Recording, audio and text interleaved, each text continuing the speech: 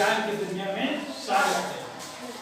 तो आइए पढ़ते हैं दूसरा लेसन का चौथा क्वेश्चन का घ।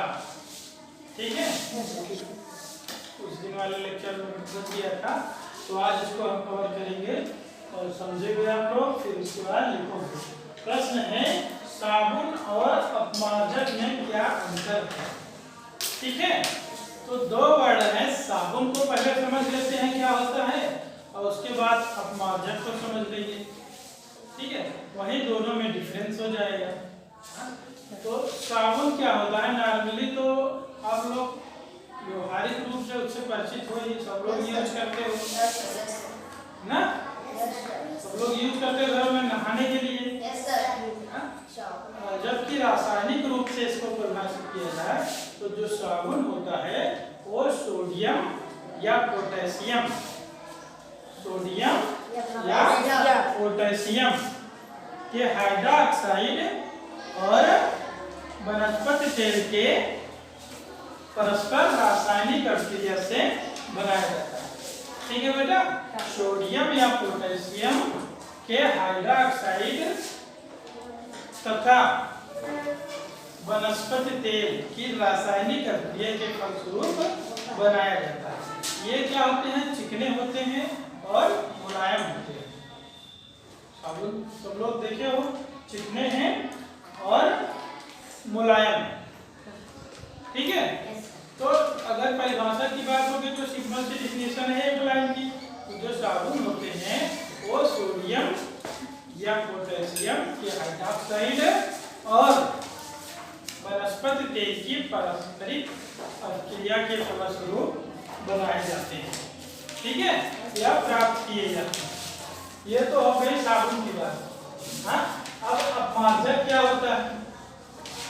ठीक है, वर्ड है अपमार्जक। अब ये क्या होता है? हाँ, देखो दुकान में जाते हो आप लोग तो जिसे कहते हैं कपड़ा धोने वाला। हाँ, देखो उस पर साबुन जल्दी नहीं लिखा रहता है, आप लोग ध्यान दिए हो। तो जो कपड़ा धोने के लिए साबुन बोलते हो तो साबुन नहीं लिखा रहता है, उस पर लिखा रहता है डिटर्जेंट। क्या लिखा रहता है? डिटर्जेंट की टिकिया। हाँ, डिटर्जेंट की टिकिया। तो ये जो कपड़े धोने का साबुन है यही अपमार्जक है, जो कि साबुन की अपेक्षा क्या होता है? कठोर होता है।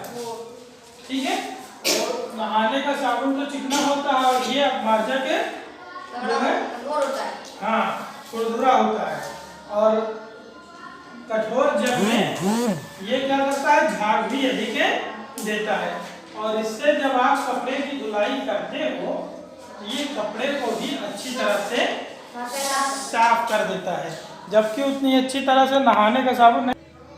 ठीक है बेटा, जबकि कपड़े धोने का साबुन यानी कि डिटर्जेंट जिसे बोलोगे वो साफ कर देगा। तो इसकी डिफिनेशन क्या हो गई कि अपमार्जक जो है वो साबुन की अपेक्षा कठोर और जल में अधिक झाग देने वाला होता है, और जल में अधिक झाग देने वाला होता है।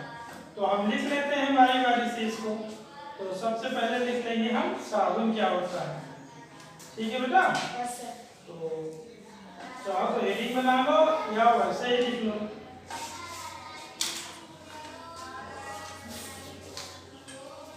तो लिखते हैं जो साबुन होता है, साबुन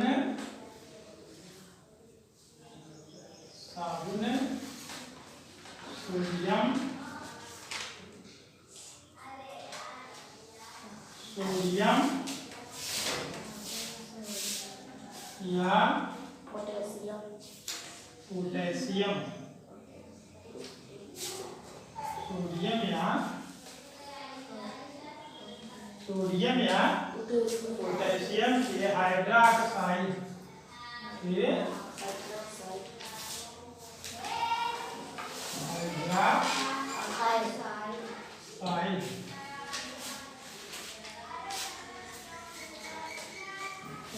सोडियम तथा पोटेशियम के हाइड्रोक्साइड तथा वनस्पति तेल तथा वनस्पति तेल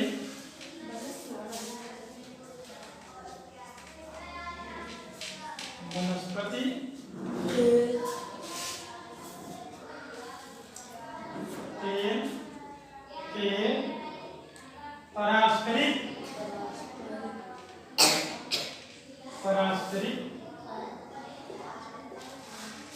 क्रिया से प्राप्त होते हैं। पारस्परिक क्रिया से प्राप्त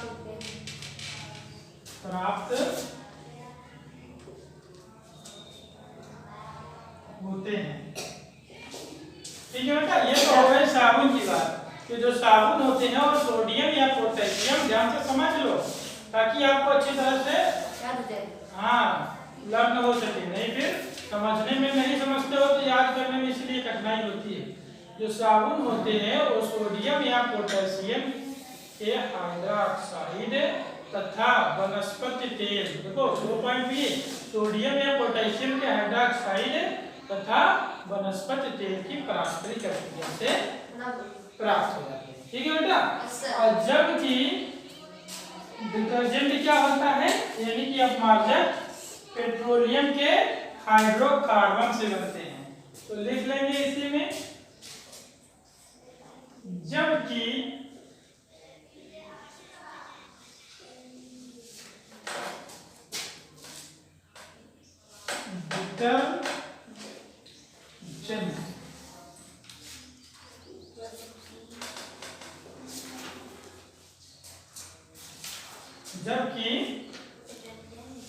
डिटर्जेंट पेट्रोलियम हाइड्रोकार्बनों से प्राप्त होते हैं। पेट्रोलियम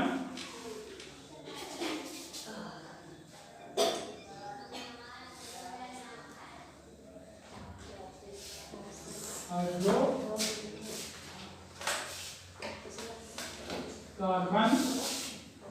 से प्राप्त होते हैं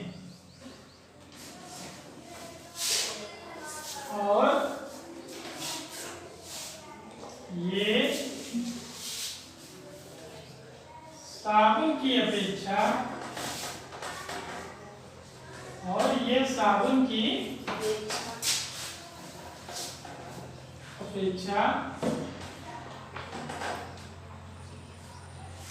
कठोर व जल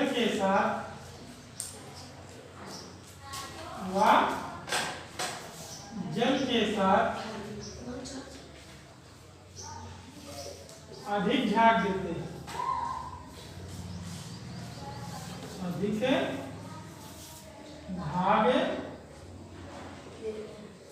अधिक झाग देते हैं। ठीक है बेटा, जल की अपेक्षा अधिक झाग भी देते हैं और साबुन की अपेक्षा जल के साथ।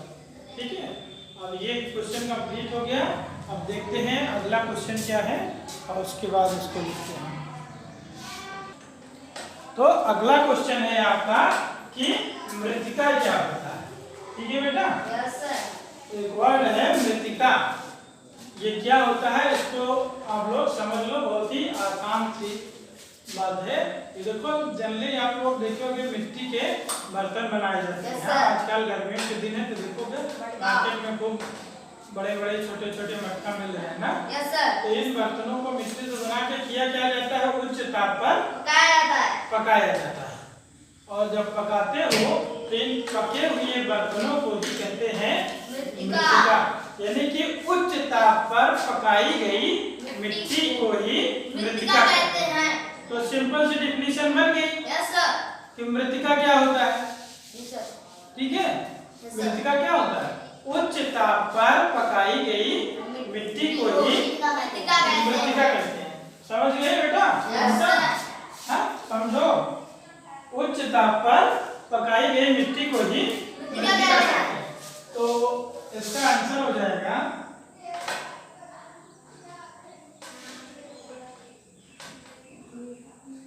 उच्च ताप पर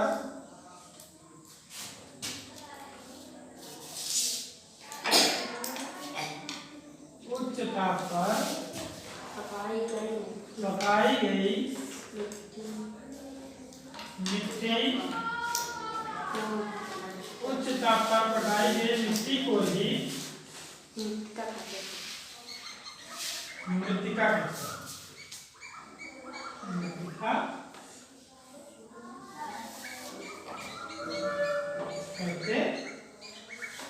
हैं। उच्च ताप पर पकाई गई मिट्टी को ही मृतिका कहते हैं। ठीक है, अब बढ़ते हैं अगले क्वेश्चन की ओर। देखते हैं अगला क्वेश्चन क्या है।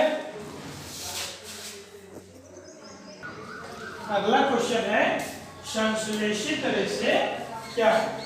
ठीक है बेटा, क्वेश्चन है संश्लेषित रेशे क्या है। जैसा कि आप लोग देख पा रहे हो, संश्लेषित रेशे क्या है। खुला है, संश्लेषित रेशे क्या है ये बताना। ठीक है, तो जैसे नायलॉन है, पॉलिस्टर है, डेक्रान है, रेयान है आदि, ये सब क्या है, मानव निर्मित रेशे हैं। ये सब क्या है, नायलॉन, पॉलिस्टर या फिर डेक्रान हो, ये सब क्या है, मानव निर्मित रेशे हैं। और इन्हीं रेशों को ही कहा जाता है संश्लेषित रेशा। जो संश्लेषित रेशे होते हैं वो उच्च अणुभार वाले, ध्यान से सुन लो, जो संश्लेषित रेशे होते हैं वो उच्च अणुभार वाले बहुलक यौगिक हैं। उच्च अणुभार वाले बहुलक यौगिक हैं। उच्च अणुभार वाले बहुलक यौगिक हैं। तो लिख लेते हैं जो है कि नायलॉन, पॉलिस्टर, डेक्रान, रेयान आदि, नायलॉन,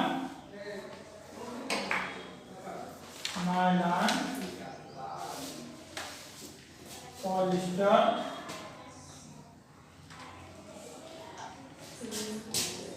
डेक्रान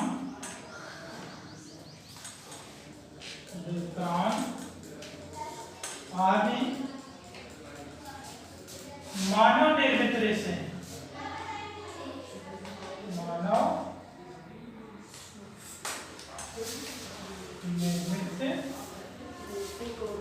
मानव निर्मित रेशे हैं। ठीक है बेटा, और इन्हीं रेशों को ही बोलते हैं संश्लेषित रेशा। इस प्रकार के रेशों को ही संश्लेषित रेशे कहते हैं। ठीक है, तो क्या लिखेंगे हम, इस प्रकार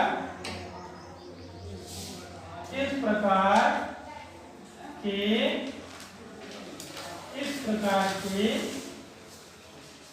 रेशों को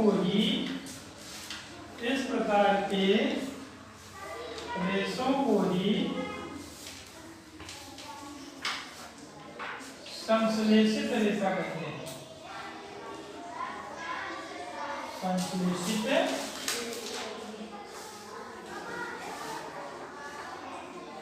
रेशे कहते हैं। इस प्रकार के रेशे को ही क्या बोलते हैं बेटा, संश्लेषित रेशे कहते हैं। वास्तव में संश्लेषित रेशे उच्च अणुभार वाले बहुलक यौगिक हैं। वास्तव में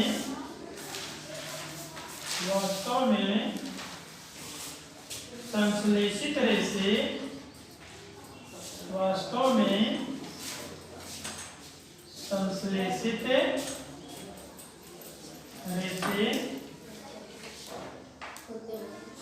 उच्च अणुभार वाले